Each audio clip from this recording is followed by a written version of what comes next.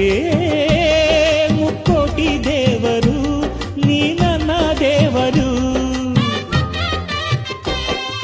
ಮಾನಕ್ಕೂ ದೊಡ್ಡದು ಮಣ್ಣಿನ ಋಣ, ಪ್ರಾಣಕ್ಕೂ ದೊಡ್ಡದು ತಾಯಿಯ ಋಣ. ಅಮ್ಮಯ್ಯ ಅಮ್ಮಯ್ಯ ಬಾರೆ ಅಕ್ಕರೆ ಸಕ್ಕರೆ ತಾರೆ, ಮಕ್ಕಳ ಬಾಯಿಗೆ ಮಕ್ಕಳ ಬಾಳಿಗೆ.